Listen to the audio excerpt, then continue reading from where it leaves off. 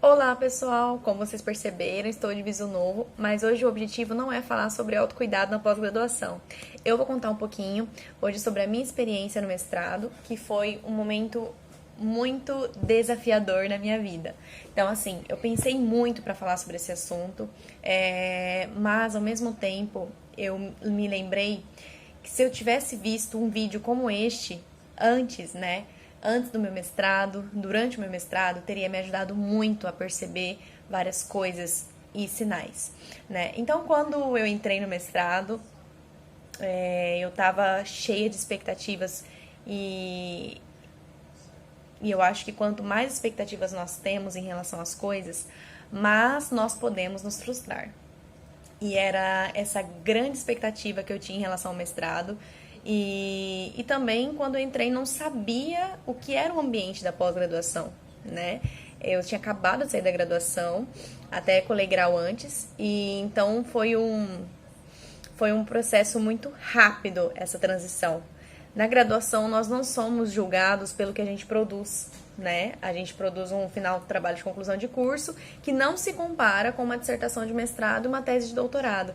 E nesse ambiente eu entrei e que eu era, a princípio, tinha essa autocobrança e também a cobrança externa de você produzir algo, né, que fosse fora do que você já viu antes. Hoje eu vejo que um dos principais motivos que me levou a esse adoecimento no mestrado foi que eu não sabia lidar com diversas situações. E todo aquele ambiente acadêmico que envolve muitas vezes falta de empatia, hostilidade, enfim, nós não estamos preparados às vezes para viver tudo isso. Né? Na graduação, um é amigo de todo mundo, a gente tem vários amigos, às vezes na pós-graduação não é bem assim. Então, a cobrança também por você ter que publicar algo, às vezes faz com que as pessoas tomem atitudes que, no meu ponto de vista, nos meus valores, não é correto, né? Então, vendo tudo aquilo, pensei em desistir em alguns momentos, mas eu determinei que eu faria disso um propósito. Então, eu terminaria esse mestrado para quando eu terminasse e me tornasse mestre e fosse dar aula na universidade, que era o meu sonho, eu faria tudo diferente. Então foi isso que eu me esforcei, né, para fazer. Mesmo assim, tive momentos, assim, como eu posso explicar, de perseguição, né? Tive momentos assim que fizeram de tudo para eu desistir, né, daquele meu sonho. E, enfim, e eu também não sabia me cuidar. Não achava que tinha que ter tempo para me cuidar. Então, não tinha hora para refeição, não tinha hora para ir no banheiro, como eu mesmo ouvi, não tinha que ter férias, e tudo isso foi prejudicando muito a minha saúde física e mental. Falando em física, falando no próprio corpo, né, que envolve corpo e mente, não tem como a gente dissociar isso. Eu nem percebia os sinais que meu corpo dava quando algo não estava bem. Então eu tinha infecções recorrentes, né? Principalmente urinária na época. E no final da pós-graduação, do mestrado, eu tive uma infecção na amígdala que nenhum antibiótico mais funcionava. De tanto que eu tinha utilizado durante o mestrado. Então eu defendi com duas línguas, né? Foi um tanto desafiador participar daquele dia. E após eu fui pro hospital e lá eu fiquei internada. E não foi pela dor de garganta, foi porque eu tava com uma pressão tão alta que não abaixava nem com medicação. Então os médicos vinham com vários aparelhos. Priscila, você tá bem? Tá sentindo alguma coisa? Dor de cabeça? Eu, não. Tava altíssima a minha pressão. 20 por alguma coisa, enfim. Os médicos não acreditavam, né? Como que eu estava naquela situação e aparentemente não estava sentindo nada. É como se eu tivesse adormecida, né? Era como se meu corpo tivesse criado, se tivesse adaptado a todo aquele período de estresse que eu tinha vivido.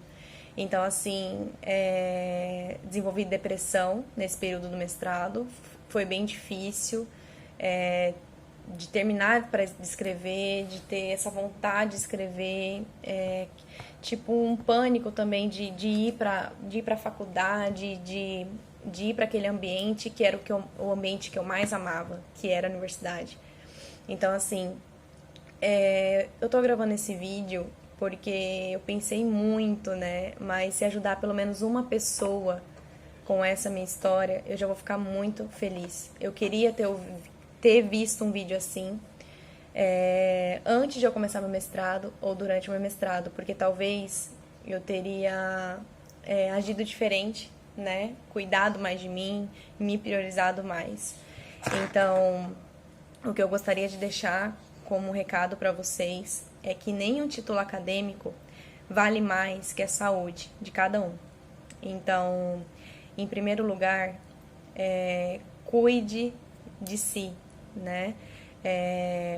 Para quem não me segue, tem o Instagram também, que é o Prof. Priscila Góes.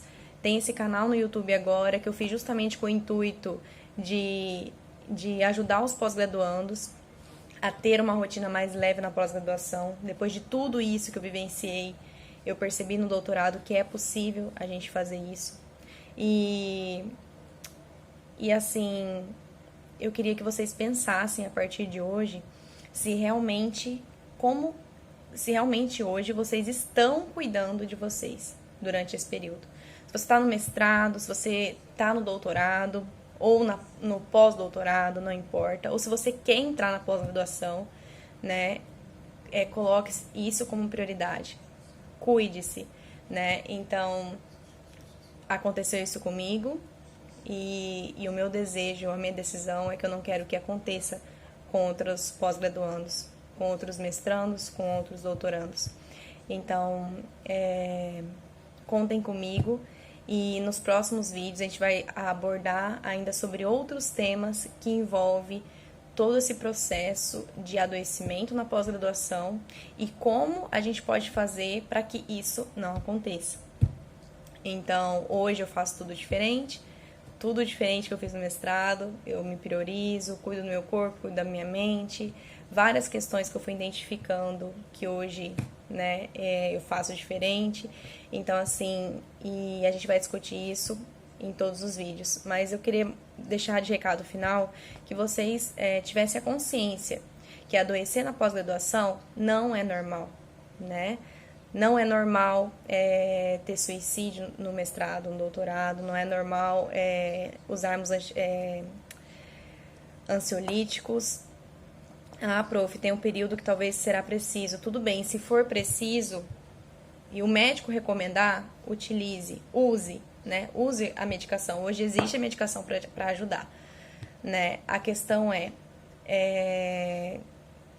se a gente se cuidar ao máximo, muitas coisas podem ser evitadas, né?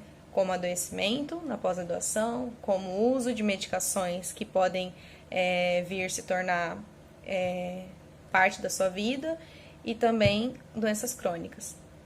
Então, para que isso não aconteça, a gente precisa se cuidar. Então, fica aqui o recado.